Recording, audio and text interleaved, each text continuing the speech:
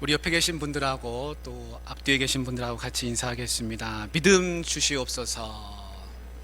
그래서 믿음으로 신앙생활 하시길 바랍니다. 우리 마른 하늘에 천둥이 많이 치고 있는데요. 우리는 예배하러 왔습니다.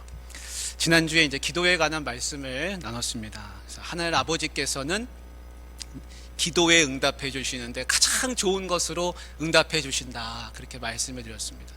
기도의 응답의 가장 좋은 것은 무엇입니까? 성령 주시는 겁니다. 하나님의 영으로 충만해지는 것, 그것이 가장 좋은 것입니다. 우리가 기도할 때 늘 빼놓지 않고 기도하는 게 있습니다. 그게 무엇이냐면 나라를 위한 기도입니다. 나라를 위한 기도. 그래서 모든 그리스도인은 다 애국자라 할 수 있습니다. 나는 애국자 아닌데요, 나는 나라를 위해서 뭐 힘쓴 거 없고 뭐 나라를 위해서 한 거 하나 없는데요. 여러분 그렇게 생각 드실지 모르겠습니다. 그러나 모든 그리스도인은 다 애국자입니다. 나라를 위해서 기도하기 때문에 그렇습니다. 연세 많이 드신 할머니도 애국자시고 또 교회 학교 유치원생도 애국자입니다. 나라를 위해서 기도하기 때문에 그렇습니다. 그래서 기도보다 더 큰 애국이 없다는 것을 여러분 마음 가운데 늘 새기실 수 있기를 바랍니다. 얼마 전에 교회에 이렇게 평일에 있는데 누가 손님이 오셨어요. 그래서 연락이 없이 이제 두 분이 오시길래 어디서 오셨어요? 그랬더니 월드비전에서 나왔다 그럽니다. 창원에 이제 이쪽 경남 본부가 있는데 이쪽 거제까지 이렇게 순회하면서 교회를 찾아다니다가 우리 교회에 이제 찾아오신 겁니다. 그래서 이런저런 얘기를 나눌 수가 있었습니다. 월드비전은 세계적인 구호 단체로 지금 이렇게 명성을 떨치면서 있는데, 이 월드비전의 시작이 어디였냐면 사실 우리나라였습니다. 1950년에 미국의 바피어스 목사님이 우리나라의 고아들, 부모님 잃은 어린아이들, 전쟁으로 인해서 고통받는 사람들, 남편 잃고 집 잃고 갈 데 없는 사람들, 밥 굶는 사람들, 그런 사람들 도와줬습니다. 그 한경직 목사님한테 우리가 이걸 그냥 도울 게 아니라 기관을 설립해서 돕자. 그래서 한경직 목사님하고 같이 힘을 모아서 세운 게 한국선명회라는 그런 단체였습니다. 그것이 나중에 이제 월드비전이 됐습니다. 여러분, 한경직 목사님은 우리나라의 교계에서도 또 교계뿐만 아니라 우리나라에서 역사적으로 보면 존경받는 어른이셨습니다. 영락교회를 세우시고 영락교회에서 다 이제 은퇴를 하시고 나서 어디로 가셨냐면 한경직 목사님이 남한산성으로 가셨습니다. 남한산성에 조그만 집을 하나 짓고 거기서 25년을 살았습니다. 근데 그 한경직 목사님의 그 남한산성 집에 들어가는 입구에 보면은 십자가가 하나 세워져 있고, 그리고 그 밑에는 작은 돌에다가 글씨를 새겼는데 거기 뭐라고 새겨져 있었냐면 나라 사랑, 이렇게 적혀 있었습니다. 그래서 그 집을 찾아오는 사람이 제일 먼저 보는 것은 십자가와 나라 사랑이었습니다. 그리고 그 조그만 집에 그 목사님 머무시는 그 침실이 한 3평 남짓한 그런 공간인데 낡은 장롱이 거기 하나, 오래된 장롱이 있었습니다. 그 장롱에는 애국가 가사를 누런 종이에다가 다 그걸 써가지고 갖다 붙이시고, 그 밑에는 태극기를 걸어 놓으셨습니다. 그리고 벽에다가는 십자가를 두셨습니다. 그래서 밤에 자기 전에 제일 마지막에 보는 것은 십자가와 태극기였습니다. 그리고 나라를 위해서 기도하시고, 아침에 일어나서 제일 먼저 눈 뜨면 눈에 딱 띄는 것이 뭐냐면 십자가와 태극기였습니다. 또 나라를 위해서 기도하시고, 그래서 한평생 돌아가실 때까지 이 나라 대한민국을 위해서 기도하신 그런 어른이셨습니다. 그런데 우리의 신앙의 선배 되시는 분들은 이 신앙과 나라 사랑이 서로 뗄래야 뗄 수가 없는 그런 관계였습니다. 하나님을 잘 믿는다는 것은 나라를 사랑하는 것이고, 나라를 잘 사랑한다는 것이 또한 하나님을 잘 믿는 것이었습니다. 이것이 마치 기차의 두 바퀴처럼, 수레의 두 바퀴처럼 그렇게 굴러가는 것이었습니다. 그래서 우리의 신앙의 전통에는 뭐가 있냐면 하나님을 사랑하고 또한 나라를 사랑한다는 겁니다. 나라 사랑하는 이 신앙의 전통이 우리에게 내려져 오고 있습니다. 오늘 우리가 말씀을 통해서 나라 사랑의 마음을 다시 한번 확인하고, 또 나라 사랑의 첫걸음이 무엇인지를 좀 생각해 보려고 합니다. 6월은 호국 보훈의 달이라, 또 다음 주는 우리 6월 25일이 주일인데 또 우리 6.25가 있었던 그런 날입니다. 그래서 이 시간 나라 사랑이 도대체 뭔가, 그 시작은 무엇인가를 함께 고민하고 묵상해 보실 수 있기를 바랍니다. 여러분, 기원전 731년, 지금으로 치면 지금으로부터 2750년 전 약 그 정도 됩니다. 그러니까 가득한 옛날이죠. 근데 그때 이스라엘은 어떻게 돼 있었냐면 이 남과 북으로 나눠져 있었습니다. 마치 우리나라처럼 그랬습니다. 그래서 북쪽에 있는 나라를 북왕국 이스라엘이라 하고, 남쪽에 있는 나라를 남왕국 유다라 이렇게 불렀습니다. 우리가 잘 아는 다윗 왕, 솔로몬 왕, 이 다스리던 때는 나라가 다 하나였습니다. 통일 왕국이었습니다. 그런데 그 통일 왕국의 기간은 불과 100년도 채 되지 않습니다. 그리고 그 이후부터는 계속 남북으로 나눠져 있는데, 지금 남북으로 나눠진 지가 한 벌써 200년 지났습니다. 우리는 그렇게 되지 않았잖아요. 근데 벌써 그 당시에 200년이 지났습니다. 갈라진 지가.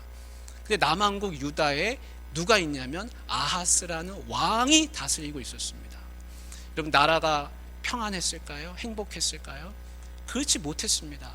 우리나라가 강대국들 틈 사이에서 끼어가지고 겨우 살아가는 것처럼 이 남왕국 유다도 강대국들 틈바구니 속에서 살아가느라고 많이 힘들었습니다. 그런데 저 멀리 북동쪽에서 큰 나라가 세력을 넓혀온다는 그런 이야기가 들려오는 겁니다. 그 나라는 아수르라고 하는 큰 나라였습니다. 저기 유프라테스강, 티그리스강, 페르시아만에서부터 시작해서 비옥한 초승달 지역이라고 하는 그 지대를 다 정복해 가면서 나라가 점점 커져 오는데, 그 영향력이 어디까지 왔냐면 이제는 유다가 있는 곳까지 내려오는 겁니다. 근데 이 남유다, 남왕국 유다의 위에는 누가 있다고 그랬습니까? 북왕국 이스라엘이 있다고 그랬죠. 근데 북왕국 이스라엘보다 더 북쪽에 가면은 아람이라고 하는 나라가 있었습니다. 그러니까 아수르가 점점 커져 오니까 이 불안한 나라들이 서로 동맹을 맺게 됐습니다. 그래서 아람이라고 하는 나라하고 북왕국 이스라엘이 서로 동맹을 맺었습니다. 반아수르 진영을 만든 겁니다. 근데 반아수르 진영이 잘 성공하려고 하면 하나 조건이 있습니다. 그게 뭐냐면 남쪽에 있는 남왕국 유다가 자기의 이 동맹에 합류를 해야 됩니다. 만약에 합류하지 않고 남왕국 유다가 저 북쪽에 지금 세력을 넓혀오는 아수르하고 손을 잡으면 어떻게 되겠습니까? 북왕국 이스라엘하고 아람은 중간에 끼어가지고 어려움을 당할 게 뻔하기 때문에 반드시 남왕국 유다의 도움이 필요했습니다. 도움이라기보다는 무조건 그냥 합류하라는 것이죠. 근데 남왕국의 아하스 왕이 그걸 거부했습니다.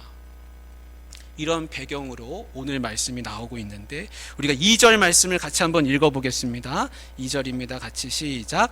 어떤 사람이 다윗의 집에 알려 이르되 아람이 에브라임과 동맹하였다 하였으므로 왕의 마음과 그의 백성의 마음이 숲이 바람에 흔들림같이 흔들렸더라. 여러분, 이 북왕국 이스라엘하고요, 저 아람하고 손잡고서 남왕국 유다를 공격하겠다는 겁니다. 그들이 손잡고서 치러 오겠다고 한 소식이 다윗의 집, 이 다윗의 집은 지금 아하스 왕을 말합니다. 아하스가 그걸 들었습니다. 백성들이 그걸 듣습니다. 근데 그걸 듣는데 마음이 어떠했냐면 마치 숲이 바람에 흔들림같이 흔들렸더라. 그렇게 말하고 있습니다. 여러분, 외세의 침략이 지금 코앞에 닥쳤습니다. 지금 적들이 힘을 합쳐가지고 쳐들어온다니까 마음이 어떻겠습니까? 불안하고 근심이 쌓이고 걱정되고 무섭고 어떻게 싸워야 되나 온갖 근심이 쌓이지 않겠습니까? 여러분, 바람에 나뭇잎 흔들리듯이 마음이 그렇게 흔들려 보신 적 있으십니까? 여러분, 그럴 때 어떻게 해야 됩니까? 내가 바람이 막 불어가지고 나뭇가지 흔들리듯이 나뭇잎 날아갈 것 같이 곧 날아갈 것처럼 그런 상황이 되면은 어떻게 해야 됩니까? 여러분, 답은 한 가지밖에 없습니다. 하나님, 나 흔들리지 않게 나를 붙잡아 주십시오. 나를 붙들어 주십시오. 지금 이 위기의 순간에, 이 위기의 상황에서 이 나라를 지켜주십시오. 하나님을 붙들어야 됩니다. 근데 아하스 왕이 어떻게 할까요? 아하스 왕은 그런 마음이 하나 없습니다. 그래서 이 아하스 왕, 믿음 없는 아하스 왕한테 하나님이 이사야 선지자를 보내시는 겁니다. 아하스 왕은요, 하나님한테 가서 기도하거나 뭐 이런 거 하나 없고 어디로 갔을까요? 오늘 말씀해 보면 윈못으로 갔다 그랬습니다.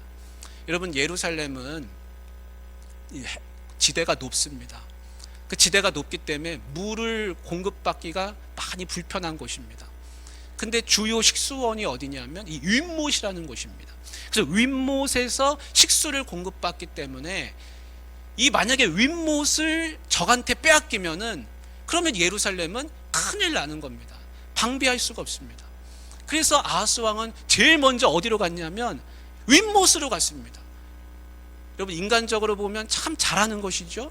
가장 중요한 내가 지켜야 될 곳을 지금 방비하기 위해서, 식수를 잘 공급받기 위해서 거기를 지금 돌아보고 있습니다. 근데 왜 하나님한테는 가지 않을까요? 여러분, 내가 가장 중요하게 생각하는 그것은 지켜야 하면서도 왜 내 마음의 믿음을 지키지 못할까요? 아하스 왕이 그러고 있기 때문에 하나님이 이사야 선지자를 아하스 왕에게 보내십니다. 여러분, 다윗이 골리앗하고 싸울 때 한번 생각해 보십시오.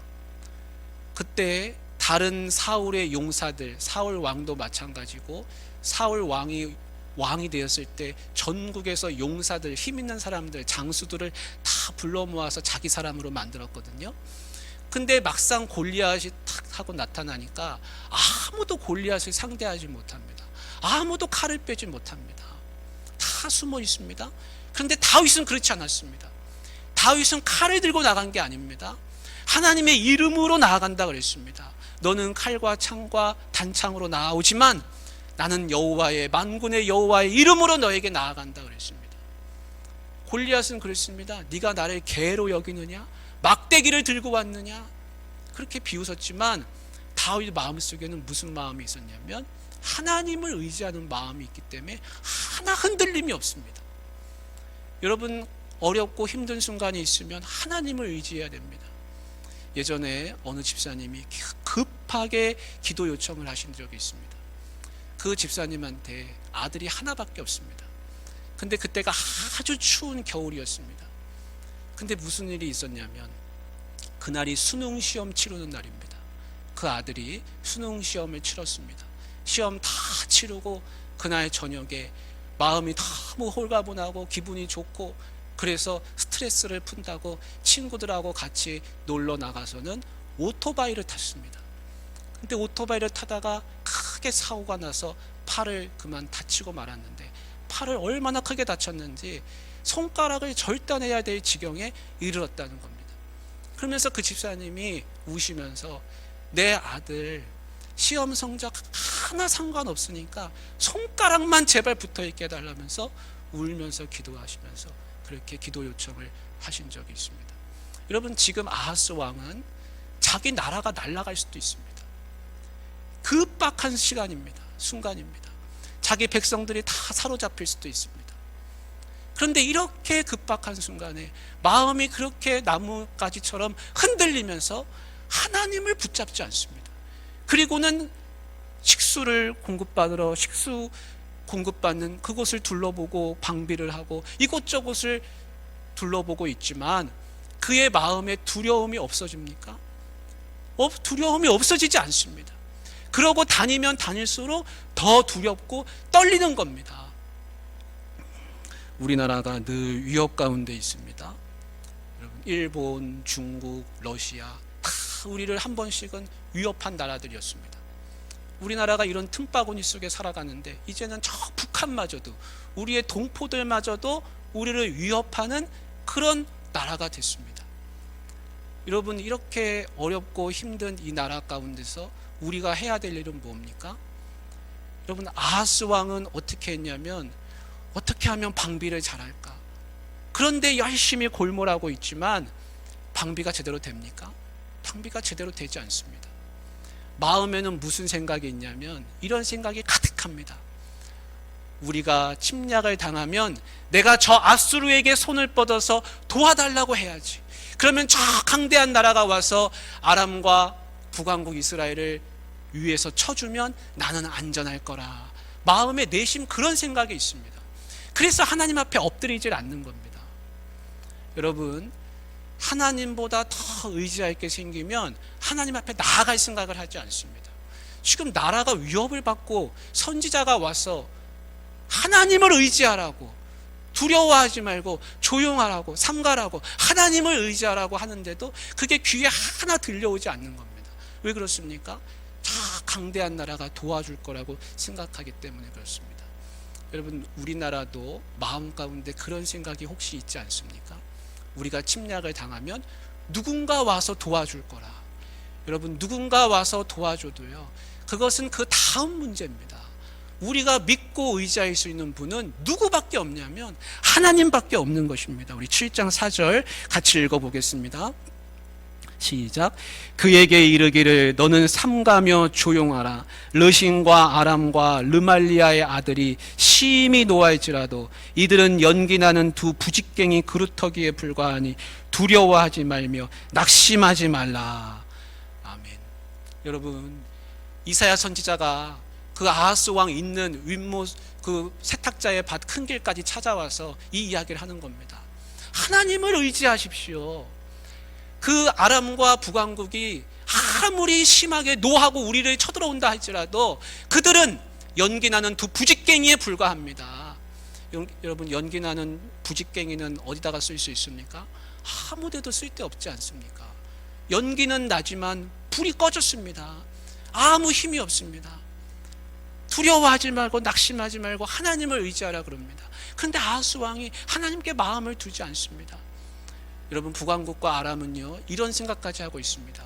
이 남왕국의 유다의 아하스 왕을 제거하고 자기들의 입맛에 맞는, 자기들에게 협조할 수 있는 그런 왕조를 하나 세워야겠다, 그런 전략을 가지고 있습니다. 근데 여러분, 7절 말씀 한번 읽어보겠습니다. 7절 시작.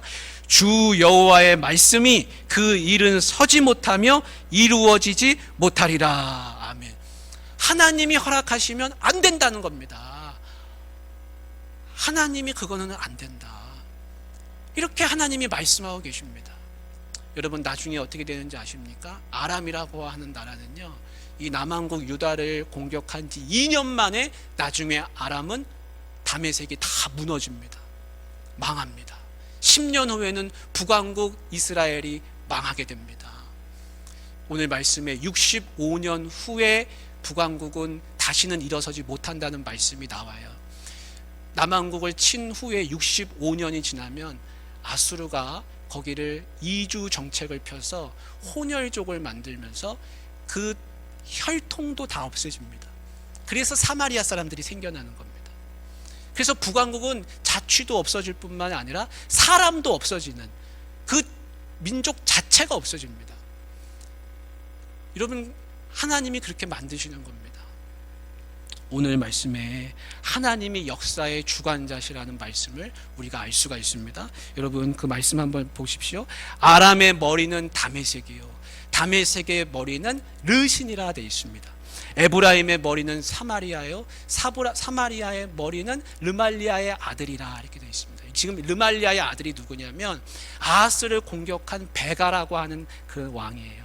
이게 무슨 얘기냐면 이런 겁니다. 쉽게 얘기하면, 여러분, 중국의 수도가 어디입니까? 베이징이잖아요. 중국의 머리는 베이징이요, 베이징의 머리는 시진핑이라. 저 러시아의 머리는 모스크바고 모스크바의 머리는 푸틴이라. 저 북한의 머리는 평양이고 평양의 머리는 김정은이라. 이런 이야기입니다. 여러분, 거기에 있는 그 머리 되는 사람들은 자기가 머리라고 생각합니다. 그래서 내가 생각한 대로 다 할 수 있다고 생각합니다. 내가 결정한 대로 하면 된다고 합니다. 그런데 여러분, 그 머리 위에 누가 계십니까? 그 머리 위에는 하나님이 계십니다. 그가 머리가 아니에요. 근데 내가 머리라고 생각하고 있습니다. 그 머리라고 생각하는 사람들이 다 어떻게 됩니까? 다 머리가 날아갑니다. 역사는 그렇습니다. 하나님이 역사의 주관자시지 자기가 주관자가 아니에요. 그런데 머리가 되면 그 사람들은 어떻게 생각하냐면 내 마음대로 할 수 있다고 생각합니다. 근데 오늘 말씀에 뭐라고 되어 있습니까? 그 일은 이루어지지 못하리라. 그 뜻은 서지 못하리라. 하나님이 허락지 않으신다고 하지 않으십니까? 그러니까 역사의 주관자는 누가 되십니까? 하나님이세요. 그러니까 우리는 누가 머리 되시는 것을 믿어야 됩니까? 하나님이 머리 되심을 믿어야 됩니다. 이 나라의 머리도 하나님이십니다. 요셉은 그걸 분명히 알았습니다. 요셉은 전권을 유입하는 총리가 됐습니다. 그러나 자기 머리가 하나님이시라는 것을 한 번도 잊지 않았습니다. 여러분, 우리가 누구를 믿고 의지해야 됩니까? 머리 된다고 하는, 내가 머리라고 생각하는 그 사람, 그 머리를 의지해야 됩니까? 아닙니다. 믿는 그리스도인들은 그 사람 머리를 의지하는 게 아니라 그 머리 위에 진짜 머리 되시는 하나님을 의지해야만 살 수 있습니다. 그게 진짜 나라 사랑입니다. 우리가 대통령도 뽑고 왕도 세우고 통치자도 세우고 존경하고 다 하지만 그보다 더 위에 계시는 하나님을 바라보아야지 나라가 지켜주지, 그 사람을 믿으면 안 됩니다. 다른 나라 머리를 믿으면 안 됩니다. 굳게 믿지 아니하면 굳게 서지 못하니라. 오늘 마지막 절에 그렇게 되어 있습니다. 그리스도인은요, 하나님만 믿고 의지합니다. 여러분, 힘이 있어도요, 그 힘 믿고 의지하는 게 아닙니다. 하나님만 믿고 의지합니다. 돈이 있어도 돈을 믿고 의지하지 않습니다. 하나님을 믿고 의지합니다. 예전에 교회에 어느 집사님이 계셨는데 그 집사님은 기업의 회장님이셨어요. 그래서 하루는 제가 교회 사무실에 이렇게 이제 일을 하고 있는데 주중에 그 집사님이 뭐 전달하라고 찾아오셨더라고요. 근데 그냥 오신 게 아니라 이 수행 비서가 따라오더라고요. 그 수행 비서가 따라와서 같이 일해주고, 나갈 때는 그 집사님한테 인사하러 같이 나갔더니 수행 비서가 차 뒷문을 탁 열어드리고 그 집사님이 탁 타시니까 비서가 또 인사하고서 얼른 운전하고 쭉 갑니다. 그 집사님은 많은 걸 가졌습니다. 근데 새벽에 나오잖아요. 그럼 노트를 펴놓고 한 말씀 한 말씀을 얼마나 받아 적는지 모릅니다. 주일하는 찬양대에서 찬양하고, 말씀 들을 때는 다 필기하는데 말씀 시작할 때부터 끝날 때까지 이 필기 도구를 놓지 않습니다.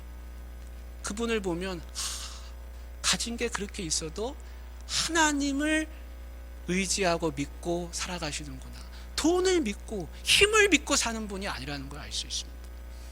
여러분, 그리스도인의 마음은 그렇습니다. 의지할 때가 많이 있어도요, 그건 진짜 의지할 때가 아니라는 것을 알기 때문에 오직 하나님만 믿고 의지하는 것입니다. 그래야 굳게 설 수가 있습니다. 1945년 11월 28일 날 민족 지도자 되시는 김구 선생님이 정동교회에 오셔가지고 연설하신 게 있습니다. 그 연설 제목이 뭐냐면 반석 위에 나라를 세웁시다, 이런 내용입니다. 근데 거기서 김구 선생님이 뭐라 그랬냐면 이렇게 이야기했습니다. 나는 나라를 세우면서 두 가지 방침을 정했습니다. 첫째는 건국이요, 둘째는 건교라 그랬습니다. 왜 건교라 그러셨냐면 믿음으로 서는 나라, 종교 교화한 나라는 어떤 강대국도 와서 함부로 하지 못하기 때문입니다 라고 연설을 했습니다. 왜냐하면 신앙으로 믿음으로 서 있는 백성들은 깨어있는 사람들이기 때문에 그 어떤 강대한 나라가 와서 함부로 건드리지 못한다는 겁니다. 왜냐하면 백성들이 다 깨어있기 때문에 그렇습니다. 정신이 깨어있기 때문에 그렇습니다. 그러면서 그때 하셨던 유명한 말씀이 있습니다. 나는 경찰서 10개를 세우는 것보다 예배당 1개를 세우는 게 낫다고 생각합니다. 그렇습니다. 왜냐하면 경찰서는 사람들을 깨우지 않습니다. 잡아들이기는 합니다. 그러나 예배당은 사람을 깨웁니다. 왜 깨웁니까? 기도하라고 깨우고, 예배하라고 깨우고, 하나님이 살아계시다고 깨우고. 여러분, 교회는 사람들을 깨웁니다. 여러분, 우리가 이 땅에서 살면서 진짜 나라 사랑이 무엇인지를 늘 생각해야 되는데, 그 나라 사랑의 첫걸음은 뭐냐면 깨어있는 겁니다. 어떤 분은 그럴 수 있습니다. 아니, 뭐 교회에서 기도하면 누가 나라 지켜줍니까? 나라 지켜주십니다. 여러분, 예전에 히틀러가 민족 우월주의를 내세워가지고 유대인들 다 학살하고 사람들 나를 따르라 해서 이곳저곳에 가서 전쟁 일으키고 어려움을 많이 줄 때 독일에 깨어있는 그리스도인들은 다 모여서 바르멘 선언이라는 걸 했습니다. 그 바르멘 선언의 내용은 그런 겁니다. 우리는 히틀러를 따르지 않습니다. 불의한 권력과 십자가는 함께 할 수 없습니다 라는 외침이었습니다. 그거 외치신 분들 많이 돌아가셨습니다. 여러분, 기도함으로 깨어있는 것이 진짜 애국하는 것입니다. 내가 오늘 나라를 위해서 기도하면 나라가 어떻게 되는가? 어떻게 됩니다. 하나님이 지켜주십니다. 나라 사랑의 첫걸음은요, 기도하는 거예요. 여러분, 무기가 중요하죠. 군사도 중요하죠. 그러나 성경에 무기를 많이 만들라, 군사를 많이 모으라, 절대 그런 말 하지 않습니다. 하나님을 의지해라 말씀합니다. 하나님을 의지하는 게 첫째이고 나머지는 둘째, 셋째입니다. 아수르 왕이 하나님을 의지했을까요? 그는 하나님 의지하지 않았습니다. 끝까지 아수르를 의지했습니다. 그러면 남유다는 행복해졌을까요? 행복해지지 않았습니다. 아하스 왕은요, 저 다메섹의 디글라필렛의 3세 아수르 제국의 왕이 오자 거기에 가서 바짝 엎드리면서 나는 당신의 종입니다. 당신이 시키는 대로 하겠습니다. 그랬습니다. 그리고는 뭘 받아왔냐면 아수르가 섬기는 신을 받아다가 아수르의 신전의 모형을 그려다가 예루살렘에 와서는 그 모형대로 만들고 그 신을 섬기기를 시작하면서 아수르의 신하들이 와서 감시하는 그런 왕이 됐습니다. 여러분, 행복한 왕이겠습니까? 비참한 왕이 됐습니다. 나라 사랑의 첫걸음은 뭐냐면요, 진짜 첫걸음은 깨어서 기도하는 그리스도인 되는 겁니다. 그것이 나라 사랑의 첫걸음인 것을 여러분 마음 가운데 믿으시고, 그리고 참되게 애국하시는 우리 옥포중앙교회 권속들이 다 되시기를 주님의 이름으로 축복합니다. 하나님 아버지,